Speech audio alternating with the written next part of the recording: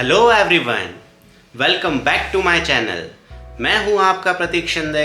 आज बात करने वाला हूं एक बहुत ही इम्पोर्टेंट टॉपिक के बारे में जिसकी नीड हर किसी को है। जैसे कि अगर मैं आज आपसे ये पूछूं कि आपके और आपके ड्रीम के बीच में कौन खड़ा है, आप ही की सोच। बिकॉज जब आप ये सोचते हैं कि ये मेरे पॉसिबिलिटी से बहुत बाहर है और सबकॉन्शियस माइंड को ये नहीं पता कि आपके लिए क्या सही है और क्या गलत, पर उसके पास इतनी पावर है कि जैसा आप सोचोगे वैसा आपको वो करके देगा। बस उसका यही काम है। एक मुझे बहुत ही अच्छी कहानी याद आती है। इंग्लैंड के एक काउंटी क्लब की एक स्टोरी है जिसके अंदर एक कोच सारा के सारे सोचने का तरीका बदल देता है टीम का, जिसके अंदर यह होता है कि जब टीम हाफ तक जाती है तो वहाँ पर पता चलता है कि टीम 11-0 से पीछे चलती होती है। सब लोग निराश होकर बैठे रहते हैं, ये सोचते हैं कि अब तो हार गए, अब तो क्या ही बचा है। और वहीं पर वो कोच वहाँ पर जाते हैं सबके सामने, कुछ न्यूज़पेपर उस दीवारों पर चिपका देते हैं और फिर सबको बोलते हैं कि इनको देखो। और जब वो देखने का बोलते हैं तो सब लोग बड़े उत्सुकता से उसको पेपरों को देखने जाते हैं, उन पोस्टर्स को देखने जाते हैं। जैसे ही वो उन पोस्टर्स को देखते हैं तो उनको दिखता है कि वो टीमें भी एक टाइम तक पीछे थी, हाफ टाइम के बाद उन्होंने एकदम काया पलट कर दी और टीमें जीत गई। और ये सब देखकर उनके अंदर भी सेंस ऑफ बिलीफ आया कि अगर वो कर सकती हैं तो हम भी कर सकते हैं। और फिर उन्होंने ऐसा खेला कि सामने वाली टीम को एक भी गोल नहीं मारने दिया और उनकी टीम 15 गोल मार पाई अगले हाफ में। तो देखा आपने बिलीफ की ताकत को। यही होता है थॉट प्रोसेस जनरेट करने से। हर बड़ी जर्नी स्टार्ट होती है एक सिंगल थॉट से। जैसे कि आपने देखा होगा, मान लीजिए कि आपको गुजरात जाना है, जैसा कि मैंने भी प्लान किया है। तो अगर मैं अपने माइंड में ये सोचूंगा ही नहीं कि मुझे गुजरात जाना है, तो फिर प्लानिंग कैसे करूँगा कि कब जाना है, किस ट्रेन से जाना है, कहाँ पर कब पहुँचना है, कितनी तारीख को वहाँ से निकलेंगे, कौन सी चीज़ विज़िट करेंगे। अगर ये सारी चीज़ें थॉट प्रोसेस में अगर मैं लाऊंगा ही नहीं तो फिर वो पूरी कैसे होंगी। और इसी से हमको यह पता चलता है हर ग्रेट जर्नी स्टार्ट होती है एक सिंगल थॉट से, जो कि बिलीफ सिस्टम को जगाती है। और कुछ मैजिकल वर्ड्स हैं जो आपको ये जर्नी तय करने में मदद करते हैं, जैसे कि आई कैन डू इट। जब हम ये बोलते हैं अपने आप को तो आपके माइंड में ये एक पावर जाती है और ये ट्रांसफॉर्म कर देती है, सारे डाउट्स हटा देती है आपके माइंड के, और आप बिल्कुल पूरी 100% से तैयारी करते हैं तो आपकी जीत तो सुनिश्चित होनी ही थी।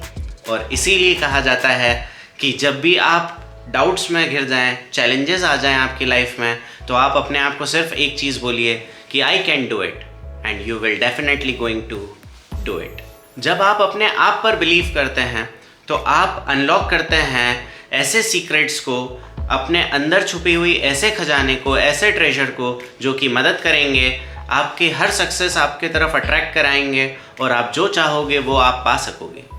आपको पता ही है जेके रोलिंग जो कि बहुत बड़ी राइटर बनी आगे जाकर, पर क्या आपको यह पता है कि उन्होंने काउंटलेस चैलेंजेस को फेस किया।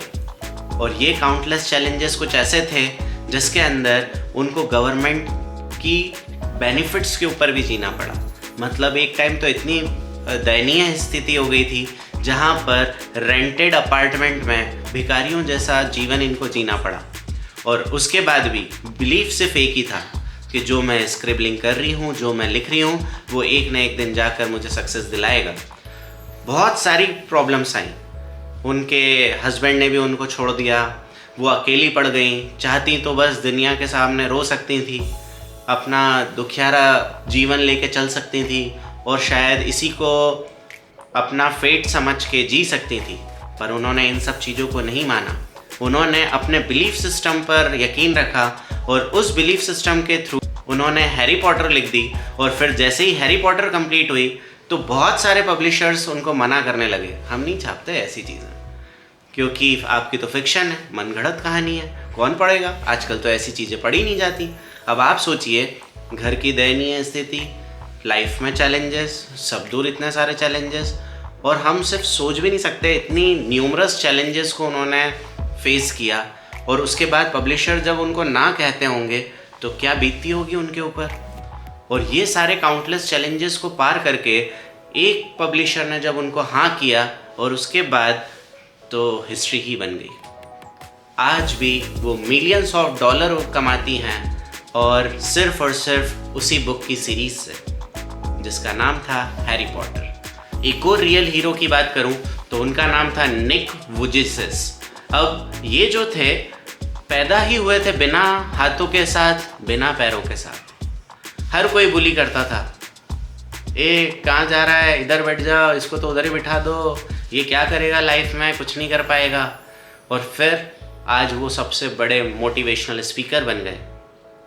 कैसे? उन्होंने पैर ना होते हुए भी अपने बिलीफ सिस्टम के ऊपर यकीन रख के अपने आप को उठा लिया और ऐसे काम कर दिखाए जो कि हाथों और पैरों वाले भी नहीं कर सकते। और यही है बिलीफ सिस्टम की ताकत। तो आप भी अपने बिलीफ सिस्टम को और मजबूत कीजिए और लग जाइए अपने सपनों के लिए पूरी 100% के साथ, और पा लीजिए आसमान को। और आज की लास्ट कहानी की अगर मैं बात करूं तो वो है सिल्वर स्टेलोन जी की। सिल्वर स्टेलोन को कौन नहीं जानता, रॉकी मूवी को कौन नहीं जानता, पर अगर उनकी भी लाइफ में अगर आप चैलेंजेस देखें तो कम नहीं थे, असंख्य चैलेंजेस थे। इनकी भी लाइफ शुरू हुई थी एक अपार्टमेंट में जहाँ पर इनके पास हार्डली कोई मनी बची हुई थी, और इसके बाद ये रहते थे अपने डॉग के साथ, क्योंकि डॉग लवर थे और उनके साथ हमेशा उनको टाइम बिताना अच्छा लगता था, इसलिए एक डॉग के साथ वो रहा करते थे। फिर इन्होंने एक स्टोरी इनके पास थी रॉकी फिल्म की, और उसके ऊपर इनको पूरा बिलीफ सिस्टम था, पूरा यकीन था कि हाँ ये मेरी तकदीर बदल सकती है, और अगर मैं इसका स्टार बन गया, एक्टर बन गया, तो मैं दुनिया पे छा जाऊंगा और मैं हर वो चीज़ हासिल कर लूँगा जो आज सिर्फ सपनों में लगती है। और फिर वही हुआ, वो जब स्टूडियो टू स्टूडियो जाते थे हर कोई रिजेक्ट कर देता था कि नहीं मज़ा नहीं आया, और आप बनोगे हीरो, हम आपको कास्ट करेंगे, आप ही की फिल्म में करेंगे, ऐसा तो हो ही नहीं सकता। तो बहुत सारे लोग उनको रिजेक्ट कर दिया करते थे, पर फिर एक स्टूडियो ने उनको आखिरकार कास्ट कर ही दिया। जब आप मेहनत करते रहते हो अपने सपनों के लिए तो एक ना एक दिन ऐसा आता ही है कि आपका वो सपना पूरा होगा ही होगा। और वही हुआ सिल्वेस्टर स्टेलोन जी के साथ भी। इनको जैसे ही उन्होंने कास्ट किया रॉकी फिल्म में, पहली ही मूवी सुपर डुपर हिट हो गई और सिल्वर स्टेलोन फर्श से अर्श पर पहुंच गए।